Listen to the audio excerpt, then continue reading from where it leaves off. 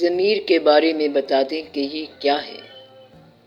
نیکی کا سبق آپ بچپن سے سیکھتے آئے ہیں، ایمان کا بھی سیکھتے آئے ہیں، ماں باپ سے تعلیم سیکھتے آئے ہیں، قرآن اور حدیث کا علم سیکھتے آئے ہیں، تو اس سے ایک مزاج بن گیا کہ یہ آئیڈیل کام ہے اور ایسا ہونا چاہیے۔ وہ یادداشت بن جاتا ہے، وہ یاد ہوتا ہے کہ یہ کام کرنا ہے اور یہ کام نہیں کرنا۔ وہ جو یاد ہے وہ ضمیر بنتی ہے، نیک نصیحت کی یاد ضمیر بنتی ہے۔ یہ نصیحت آپ کو بار بار اطلاع کرتی ہے کہ یہ کام تو یوں نہیں کرنا، تو وہ یادداشت ہے۔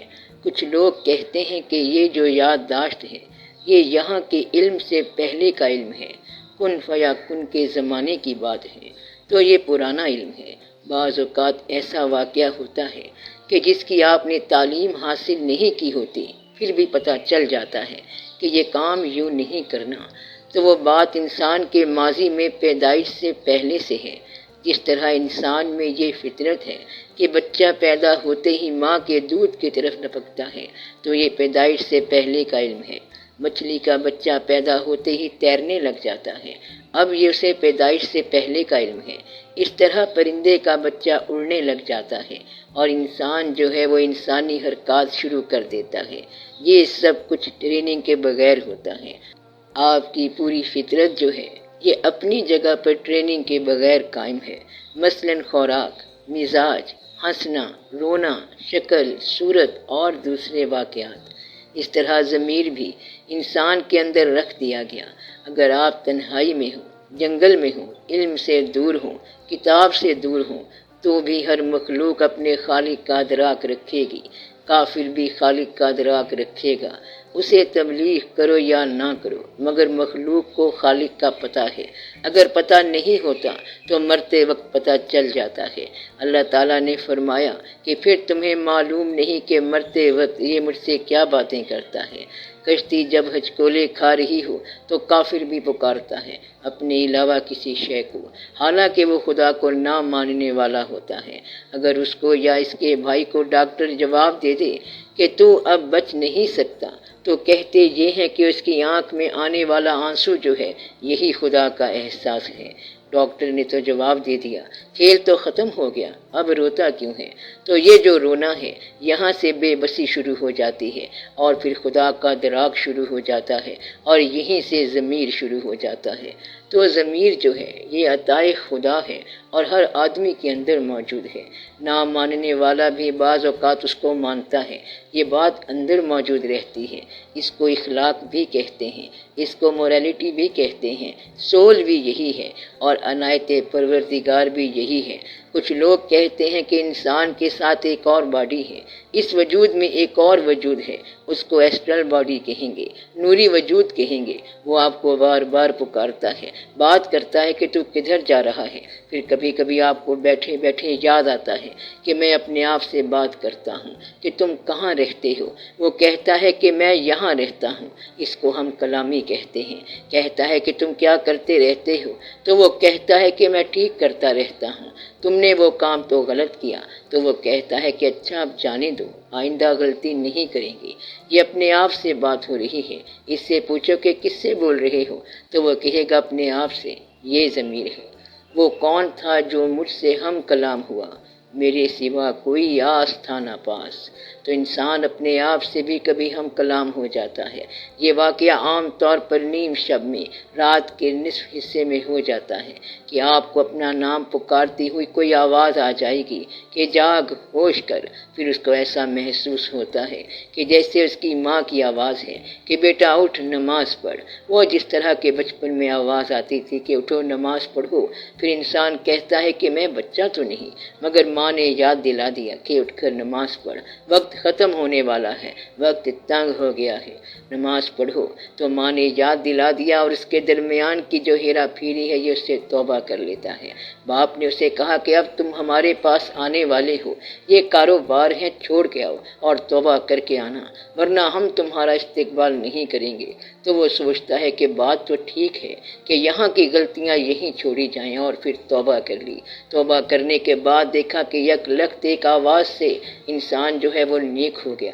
کہتے ہیں کہ یہ آواز اپنی ہوتی ہے، کچھ کہتے ہیں کہ کسی بزرگ کی ہوتی ہے یا ماں باپ کی ہوتی ہے، اور کچھ بزرگ یہ کہتے ہیں کہ یہ آواز اس کی ہوتی ہے جو نیک راستے کا کمانڈر ان چیف ہو، تو جس کا راستہ ہی نیک ہے یہ آواز اس کی طرف سے آتی ہے، تو یہ ایک آواز آیا کرتی ہے، ہمیشہ یہ دور کی آواز ہے۔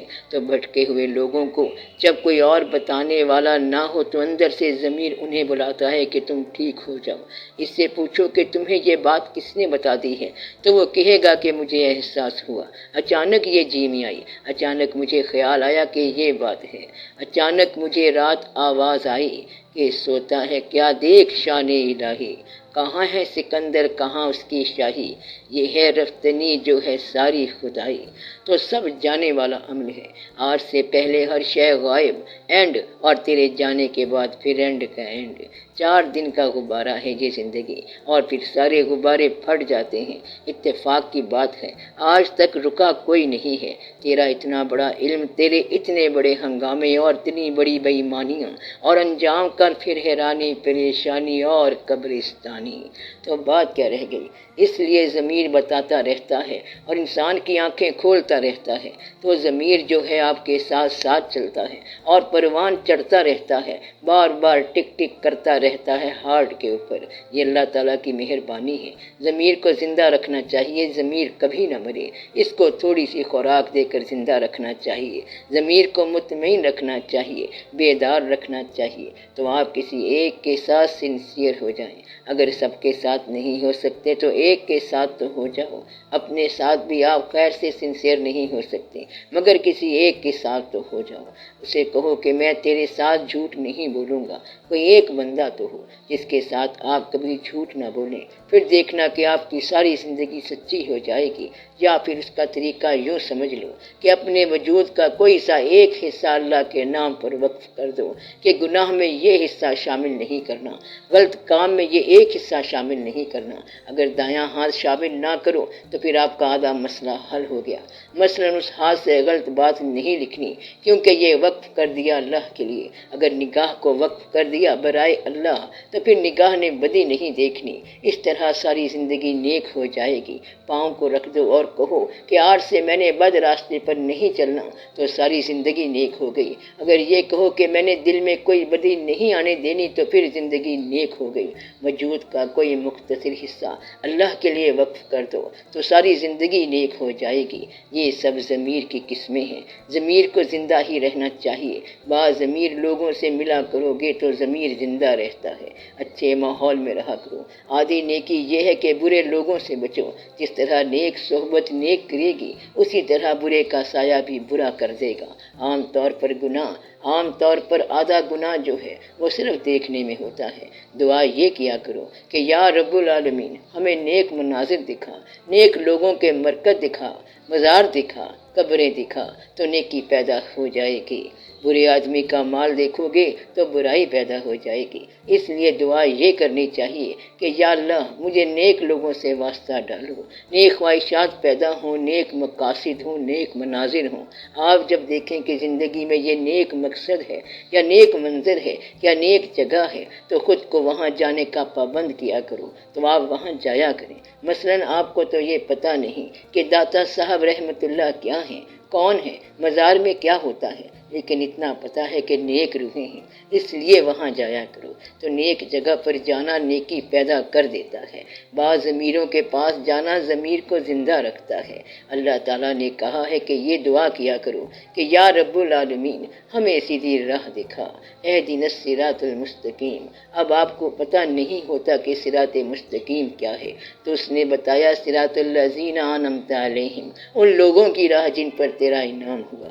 اگر آپ نے ماضی میں کوئی انعمتم علیہم والا لوکیٹ کر لیا تو یہ اللہ کا راستہ ہے، اگر حال میں کوئی مل گیا تو بھی یہ اللہ کا راستہ ہے، ورنہ وہ تمام راستے جس ایک راستے پہ جا کے ملتے ہیں وہ حضور اکرم صلی اللہ علیہ وآلہ وسلم کا راستہ ہے۔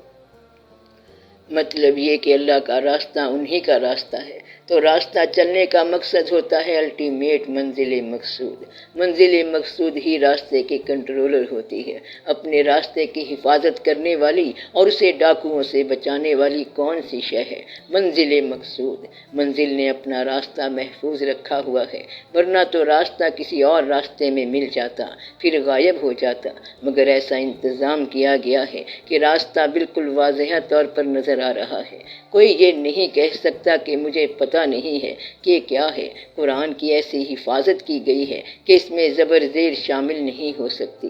نماز کی ایسی حفاظت کی ہے کہ 5 کا مطلب 5 ہی ہے۔ کچھ لوگوں نے کوشش کی کہ 3 نمازیں کر دیں، پنجابی میں نماز پڑھ لیں، مگر یہ 5 ہی رہیں اور یہ عربی میں ہی ہیں۔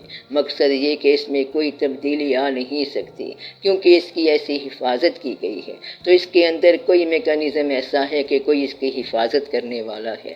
مثلا کوئی ایک نام محترم ہے ماضی کا، کوئی سا نام، چلو کسی ایک بزرگ کا نام لے لو جو عزت کے ساتھ مشہور ہوں۔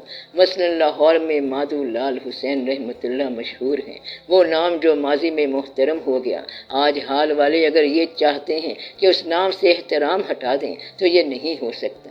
جتنی مرضی کوئی تحقیق کر کے لے آئے کہ یہ آدمی اس قابل نہیں تھا جتنی اس کی مشہوری تھی، اصل میں یہ آدمی صحیح نہیں تھا، مگر نہیں، جو عزت پا گیا وہ پا گیا۔ اس کے اندر ایسا انتظام رکھا گیا ہے کہ ماضی کے اندر جو لوگ مشہور ہو گئے وہ بات تفسیر والوں کو سمجھ نہیں آئی۔ ایک مفسر نے تفسیر لکھی اور اس میں یہ لفظ لکھے کہ ایسے لوگ ہمارے ہاں ہیں جو مشکل کشا کو یا گنج بخش کو پکارتے ہیں، یہ جائز نہیں ہے۔ تو ایسی بات نہیں ہے۔ جو نام احترام پاگے تم بھی ان کا احترام کرو۔ اللہ تعالیٰ نے جس کا جو احترام مقرر کر دیا اس کو قائم رکھو، اور اگر تم اس کو اپسیٹ کرو گے تو تم خود ہی احترام سے محروم ہو جاؤ گے۔ آپ خود دیکھ لو، یہ واقعہ ہوا پڑا ہے، بے شمار جگہ، بے شمار محنتوں کے باوجود ایسے انسانوں کو بدنامی آ جائے تو پھر ایسی کوئی نہ کوئی بات تو ہوگی۔ اس لیے جن لوگوں کو اللہ نے عزت دی ہے ان کی عزت کرو، اور جن لوگوں کا اللہ تعالیٰ نے منع کیا ہے ان سے نہ ملا کرو۔ میں یہ کہہ رہا ہوں کہ پرانے محترم جو لوگ ہیں وہ محترم ہی رہیں گے۔ اس بارے میں کچھ ایسا سسٹم ہے کہ اس نام کی حفاظت کی جاتی ہے۔